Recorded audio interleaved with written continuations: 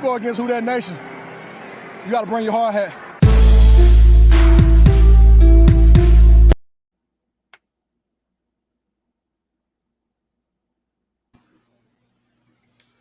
What's good? What's good? What's good, y'all? It's your boy Merv from the Black and Gold Hour podcast.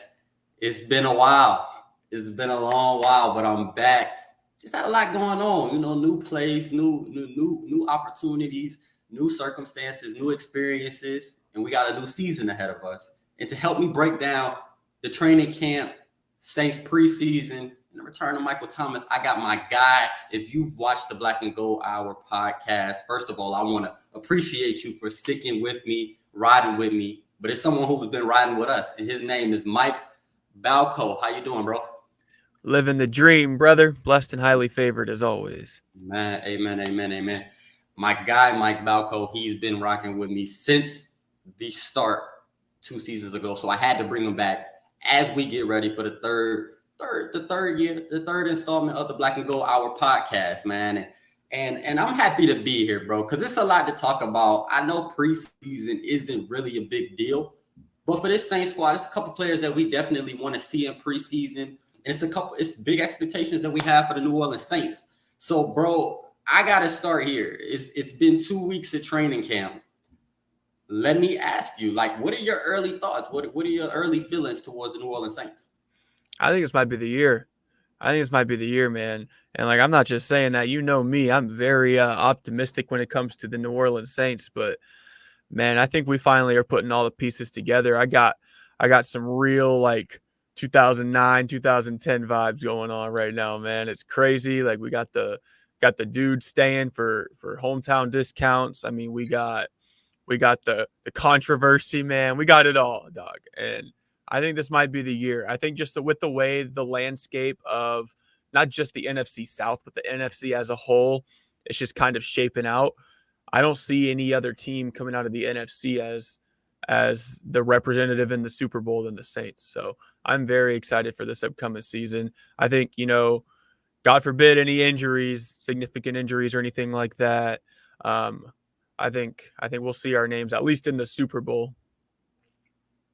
Right. And bro, I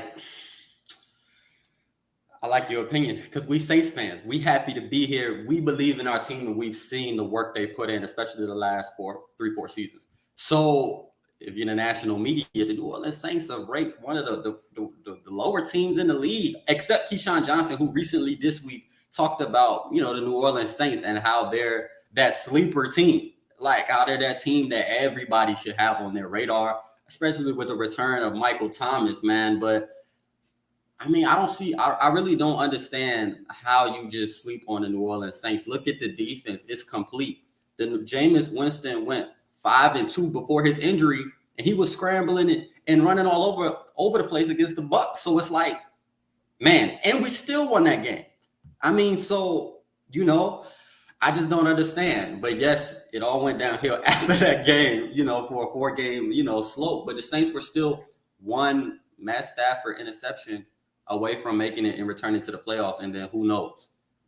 But it all starts with the leader of the New Orleans Saints, the new leader of the New Orleans Saints. And I'm not talking about Jameis Winston. I'm talking about head coach Dennis Allen, man. Now, he doesn't have the greatest record as a head coach in the NFL, man. But I got to ask you, man, we see the way he leads the defense. But I got to ask you, how do you feel about his promotion to head coach of the New Orleans Saints? I love it. I think it was the right move keeping him in town. The biggest thing that has helped the Saints be the Saints is their culture. And, keeping a guy that's been part of that culture, however long, I forgot at this point. But just simple little promotion, you know what I mean? You ain't always got to go and get a guy from out of town. You ain't always got to go and do this, do that, get the sexy name. Just promote my boy DA, man. Right. And you can see what he did. I mean, this is the most aggressive offseason the Saints have had in recent memory. I mean, we're talking about the additions. Well, let's just talk about the subtractions. I mean, we lost 2 starting safeties, and we get 2 better starting safeties. And that's just an attest to Dennis Allen, man. And it's wild. And I mean, if you look at the team as a whole, I mean, in hindsight, it's probably good that we didn't get Deshaun Watson, but I mean, we were right there in the mix for the top free agent quarterback, or not free agent, my apologies, but one of the top free agent names on the market. We've been in the mix for some of the top free agents on the market, like Jarvis Landry. He's in town now. He's convincing dudes to take hometown discounts. I mean, hell, we got Juice for $3 million. You know what I mean? Like, like that's just chump change. You know what I mean? And I mean, even Tyron's deal isn't anything too crazy. So yeah, it's just nice. We're getting the pieces that we need to be a successful team, and we're able to do it just based off of the guys that we already have in the locker room, and just the promotions from the coaching staff within. And I think Dennis Allen's the perfect guy to have, as the coach. And I think it's just still those 2009, 2010 vibes for me. Like we've seen what Dennis Allen can do. Just like we saw what Sean Payton could do in like early stretches and things like that. But now we get to see Dennis Allen take over as the head coach and make the calls and everything himself, and maybe he did just enough to put us over that hump and do what Sean Payton didn't. Right. And it felt like as we got towards the end of the Sean Payton regime, it kind of felt like, like a good thing kind of starting to go a little stale a little bit. Like we need some fresh ideas and more than just fresh ideas, we need fresh energy. And Dennis Allen was bringing that fresh energy. You would see the way he interact with other coaches and players on the sideline. It just felt like, hey, Dennis Allen was the wisest choice to keep, the camaraderie and keep the energy that the New Orleans Saints have built over the last few years with Coach Sean Payton. And now we see that, Sean Payton most likely won't be coming back, and he got other plans, but we got big plans here in New Orleans. And I got to talk about, we're going to keep it on the defense, man. Let's talk about a second cornerback number 2. It feels like it's been a while since the New Orleans Saints had a quality cornerback number 2. Some of them I can think about is, we had Tracy Porter and Jabari Greer, and that was a great year. That was the Super Bowl year. And we know what they did in the playoffs. You know how they stepped up, and I still get chills when I think about it. But we had a good year out of Ken Crawley, and then that kind of went downhill. And we even had I ain't even gonna say his name, but that Apple guy, he had a decent year not too long ago. So, but it's been feeling like the New Orleans Saints have been missing their cornerback number 2, man. So I gotta ask you about the guy everybody's raving about in Who Dat Nation, second to only Michael Thomas right now. We gotta talk about Paulson Adebo, bro. What were your early thoughts last year when watching Paulson Adebo, and how do you feel going into this year? It's the same thing that we talked about right after we drafted him. And he's a star, man. He is a superstar. He is just a guy who is going to make a play whether you want him to or not. He's the perfect fit for the Saints secondary.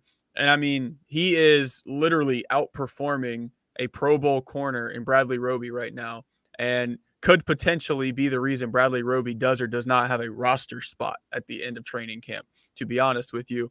I mean, yeah, Paulson Adebo is an electric. He's a breath of fresh air in the Saints secondary. And like you said, the last time we had a reliable corner 2 that we could bank on being a reliable corner 2 was literally Tracy Porter and Jabari Greer. It has been a long ass time, my boy. And it is good to be back. And hell, we've got a good cornerback 3 right now. If we do end up retaining Bradley Roby, I don't think we will, but if we do, I mean, that's 3 electric corners. I mean, right off the rip. I mean, Marshawn Lattimore, obviously, Paulson Adebo, who is number 2 on the depth chart, and then Bradley Roby. That's a great secondary of corners alone right there. And then we get into like the rest of the secondary with Chauncey, and then we obviously look at those safeties that we just kind of touched on, and it's just an insane defensive back unit that I think that's probably the reason Tom Brady is not doing anything right now. He's just like trying to mentally cope with the fact that he has to go against that secondary twice a year. Right. And then with the loss of his center, Ryan Jensen, he's stressed. He's stressed right now. Like he's stressed. Yeah, like he doesn't know what to do, because with Ryan Jensen, there's nothing they could do against the New Orleans Saints, and that secondary and defensive line was giving him all types of havoc, and it was a lot for him. So staying on the defensive side of the ball, bro, we got to talk about the safety position. And I heard you mention it earlier. We talked about losing Malcolm Jenkins and Marcus Williams, and Malcolm Jenkins bringing that veteran leadership. But we know what Marcus Williams brought. He brought that athleticism and the ability to cover the whole field, man. And I miss that. You know, I know a lot of us think about Marcus Williams and his blunder, but he is one of the top safeties in the league, and Baltimore paid him rightly so. So I got to ask you about our newest additions, Tyrann Mathieu and Marcus Maye, man. How do you feel, man? Do you think they're upgrade? They might be upgrade over Malcolm Jenkins, but do you think they're better than Marcus Williams at this point in this stage in both of their careers? I do. I really do. And that's not being biased. I really think that when you toss in the whole like hometown, playing for your hometown, just the whole grand scheme of life kind of thing, I think we're going to see Tyrann Mathieu play harder football than he's ever played in his life. You know, I think he worked through whatever he was working through with his family a couple weeks ago, and now he's back. He's invested, and he's ready to roll. I mean, we all saw those cold photos of him with his high school and college helmets, you know, in the Saints jersey. And man, that's what you do it for, you know. So yeah, he's going to be balling out in his hometown. I'm a little more questionable about Marcus Maye. We haven't seen too much of him. I know he's had a very good camp. So I can't really say he's going to be an upgrade from Malcolm Jenkins at this very point. Right. I will miss the vocal leadership that Malcolm Jenkins brought to the Saints secondary. I mean, right under DeMario, it was Malcolm. And I know that Tyrann's going to be that guy anyways. So we're not really losing anything. You know, we're still going to have vocal leadership in the secondary. It's just going to come from Tyrann Mathieu instead of Malcolm Jenkins. But I think Marcus Maye is going to be a guy, you know, that 6 out there in the secondary. That looks clean. So, we know how Tom Brady feels about, you know, defensive backs getting to wear a single digit. So, you know, we'll pick them off a couple times. But no, in all seriousness, I am so excited about the secondary, and I'm so excited about just the defense as a whole, because I think this is the best. I'll say it right here. This is the best Saints defense in franchise history. Look, I mean, we're talking better than Dome Patrol. We're talking better than Super Bowl year. I am so confident that as long as we do not have injuries and they don't kill us too bad, we're clean. I mean, we have 3, honestly, possibly 4 defensive ends on our roster right now that could be starters. We have 3 or 4 defensive tackles that could be starters. Every one of our linebackers could start. I mean, just look at who our backups are. I mean, our backups alone should be starters for certain teams in the league. Right. And then you look at our corners. I mean, the list just goes on and on there. And then our secondary, the list just goes on and on there. I mean, we have so much versatility and athleticism on our defense as a whole that I am like, even if an injury happens, I think we're still looking solid. And, you know, I think that just kind of goes back to the very first thing we talked about with Dennis Allen. And it's just, you know, he's building a roster of similar to the way Dan Campbell's trying to do it out in Detroit. He's just building a roster of dogs, dudes who want to be in New Orleans, you know, dudes who want to be part of the culture, dudes who are going to invest themselves and buy in to what the hell we're trying to compete for, which is a nice little ring on the finger. So right. I think that's what we're looking like. Right, man. And just staying on the defensive side of the ball. This is how you know we're good. And it's just training camp. And it's just preseason approaching us tomorrow. But we hear reports from Jeff Duncan and other Saints reporters and media. The defense is doing exactly what they're supposed to be doing right now. They're balling out during training camp. They're giving us exactly what we've expected, at least the last 2 years. And that's what they're doing. Now, the offense has been catching up this past week with Michael Thomas returning and Chris Olave making some plays yesterday that's going viral. But other than that, the defense is doing exactly what they need to be doing. Still got secondary coach Chris Richard. We know exactly what's going on. But let's switch it to the other side of the ball, man. And this is the side of the ball that everyone has questions about. Unfortunately, Jameis Winston won't be playing tomorrow due to a small little foot injury, but it's nothing to worry about. But we got to talk about Pete Carmichael, man. The New Orleans Saints offense, in my opinion, elite offense. Sean Payton was doing his things, but the last year or so, with Breeze being a little limited, it felt like the offense was just a little predictable at times. And even with Jameis, they held him back a little bit. So I want to ask you about Pete Carmichael, Jameis Winston, and do you think they can keep the same trajectory of success that the Saints offense has had in the past? Yeah, I do. I think that they're going to be even better than they have before because they get to go against the number one defense every single day. You know what I mean? Like it kind of everything that goes on with the Saints just kind of goes back to that defense. So even if the offense isn't great, they're still going against and practicing against the number one defense in the NFL week in and week out. So with that being said, I 100% think. Oh yeah. Okay, I like that comment. But yeah, so week in and week out, no matter what, we're going to be right there in the mix on the offensive side of the ball. Jameis Winston's he's my bet for comeback player of the year without a doubt. I might put a large sum of money on that. Probably more than I should. I mean, obviously we know about the looming Alvin Kamara suspension, but even if he gets suspended, we have Mark Ingram in the backfield, one of the Saints' most decorated offensive players of all time.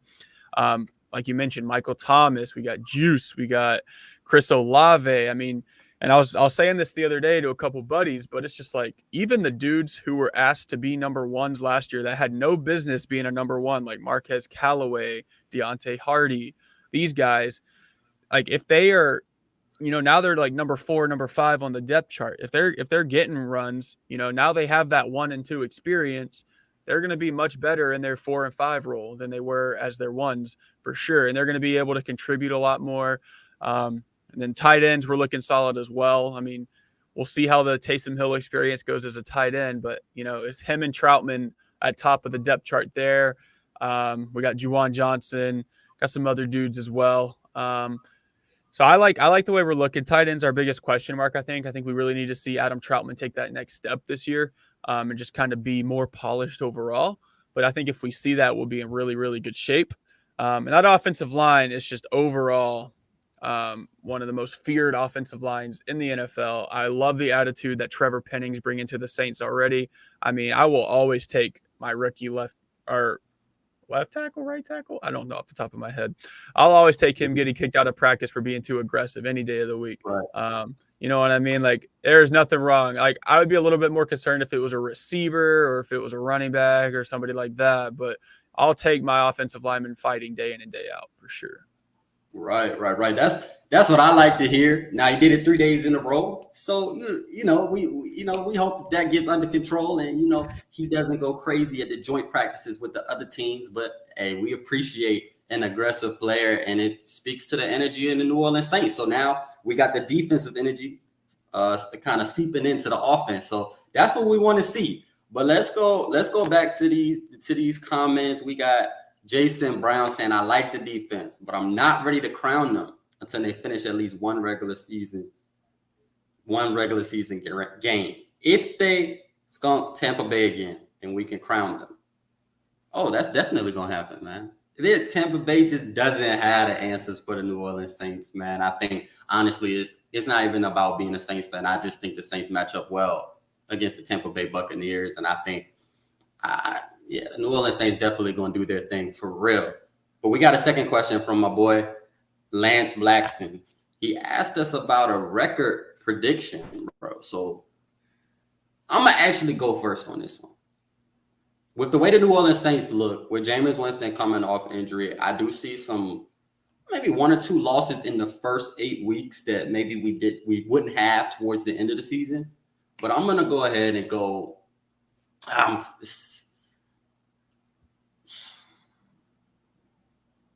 I'm going to go 11-6. I'm going to go 11-6. Mm-hmm. I was just 1 win more than you. I was 12-5.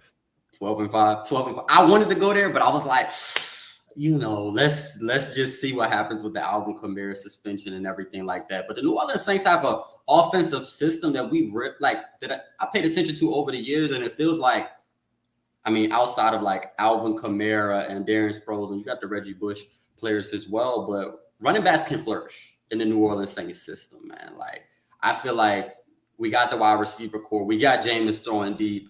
We're going to have some running backs able to make some plays, and they just cut Malcolm Brown because it's a competition going on and running back that everybody needs to be paying attention to, man. And I've read Jeff Duncan's article recently, and he talked about, the players are just standing out. And one player that you mentioned earlier today that I got to go back to is Bradley Roby.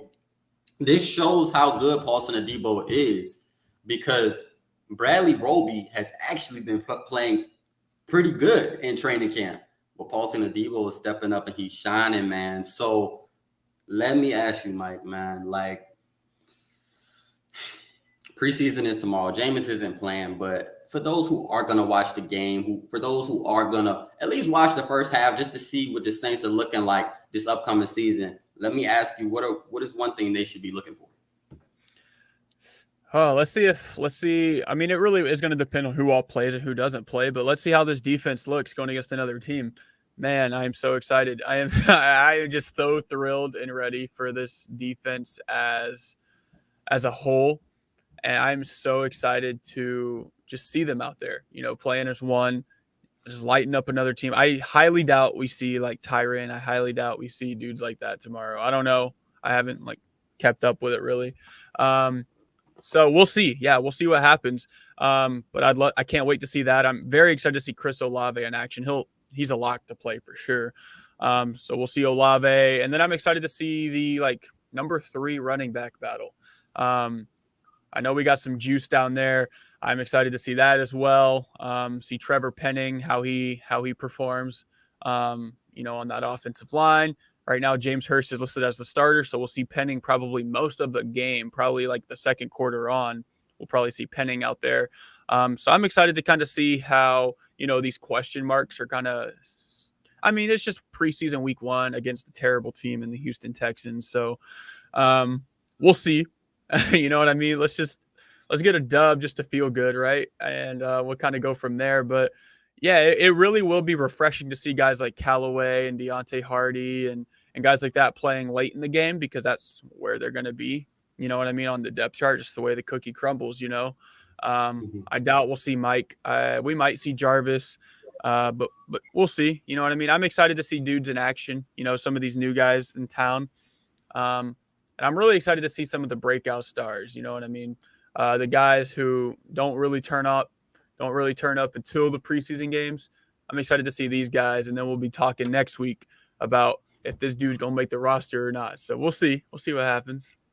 Look, and this is a hard roster to make right now, bro. It's a lot of depth everywhere, man. But my boy Lance hit us with another question. Would y'all trade for Traquan Smith? I think he's talking about Roquan Smith, the Bears linebacker. Roquan Smith. Yeah, the Saints is never good when you just keep bringing in linebackers. Like, all the Saints are definitely looking for someone who can hold it down at the linebacker position.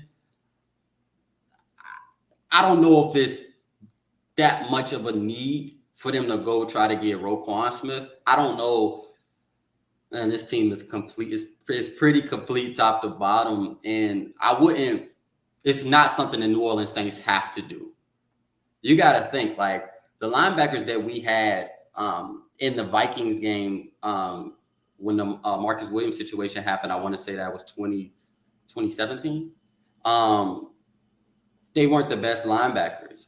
Craig Rowe was saying he was serviceable. All of them were basically players who are on special teams, but they was able to get the job done. The defensive line, I think, is strong enough, and the secondary is so good. And I think the New Orleans Saints will have some troubles here and there, but I don't think they have to go and trade for a player like Roquan Smith. How you feel about that, bro? Yeah, I'm in the same boat. I don't think we need to by any means. It's just a luxury if we do. I haven't even heard we're in the mix for it or anything like that. I think Roquan's going to go somewhere where it's going to be he's going to eventually get that long-term deal that he's seeking, and he's going to make a career there. So that's definitely not going to be New Orleans. If we get Roquan Smith, it's just going to be for a year or two, and he's going to go about his way, and we don't need him much more after that. And yeah, you're right. I think it goes to show that linebackers aren't an area of concern for us because we didn't sign Quan Alexander again.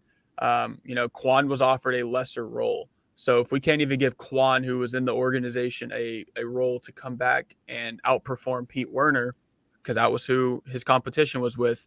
Like, a lot of people forget that we're a two linebacker team. Like, we're not going to have a linebacker out there.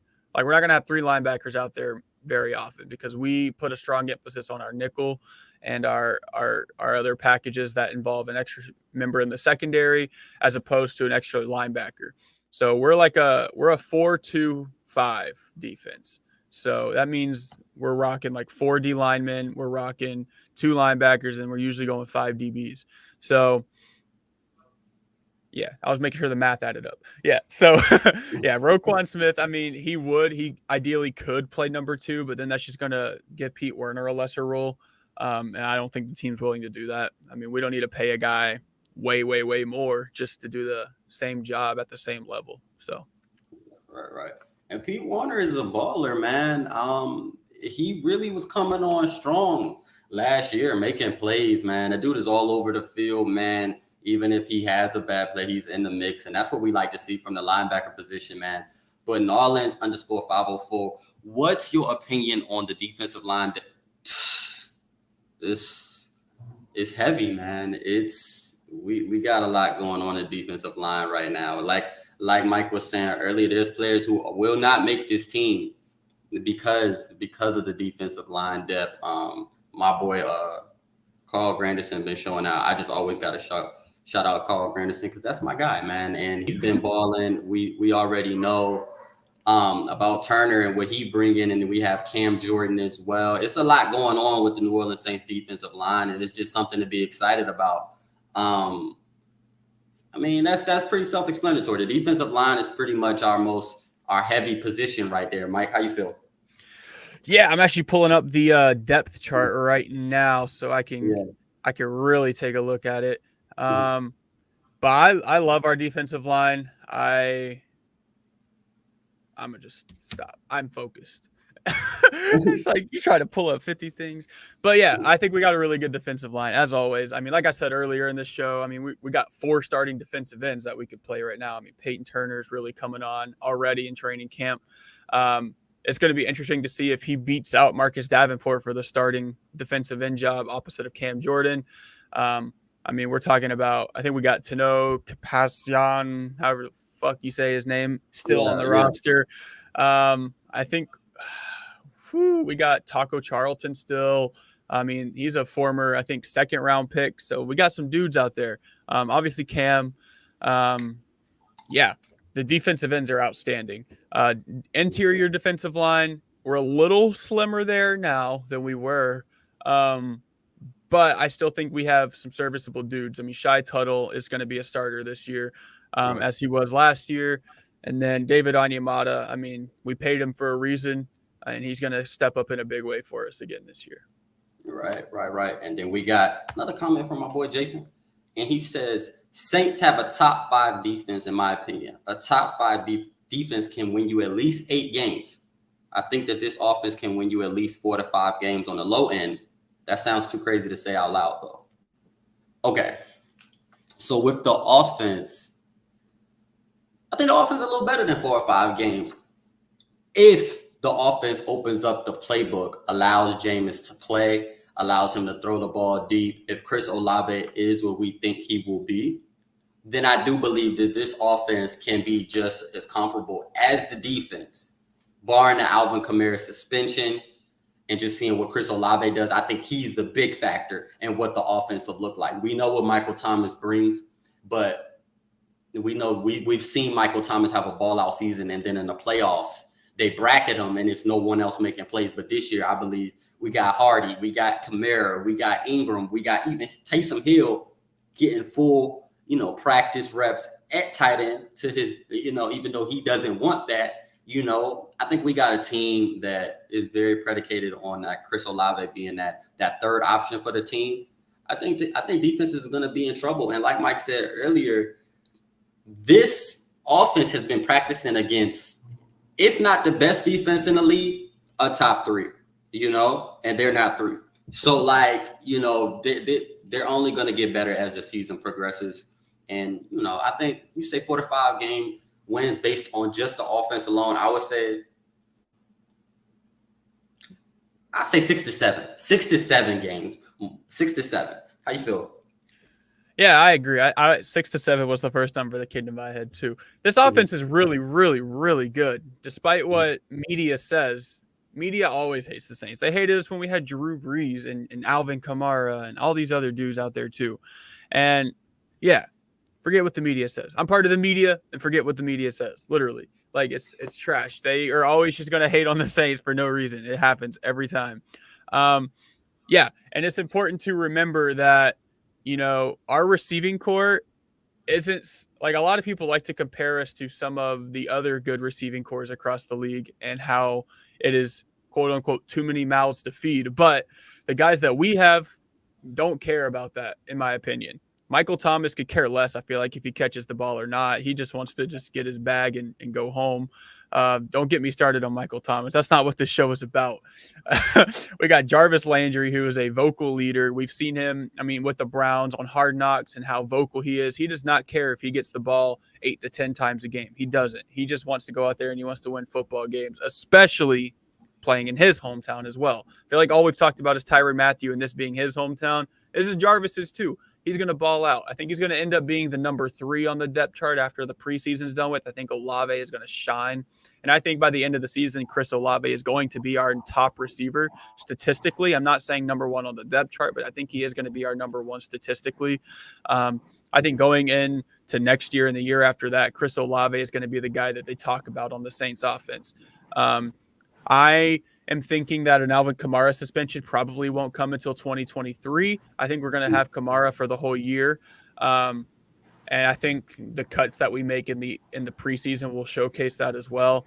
I am extremely excited for this offense. Jameis Winston does not get talked about enough. I'm sick and tired of the Jameis Winston slander. This dude was 5-2, bro. He had a win against 2 wins against the Bucs, right? Or just one win against the Bucs. Balling out and eating dubs day in and day out. Vocal leader, he's showcased it. He recovered from his ACL much quicker than most do. The dude has been putting in the work, whether you like his training tactics or not. I quite frankly, if you are any fan that is not a Saints fan listening to this show right now, I do not care about your opinion. I genuinely do not. The Saints, if there is ever a year in recent memory that I'm like, damn, the Saints got a shot to win the Super Bowl, it is literally this year. We got the former number 1 overall pick, Heisman Trophy winner at quarterback. We got the hometown head coach, got the hometown players. Let's just put it all together, bring one home for the city one time. Right. And it's the year to do it right now. NFC looking kind of weak right now. And other than the Rams, the Bucs lost their center. That's going to be huge, I believe.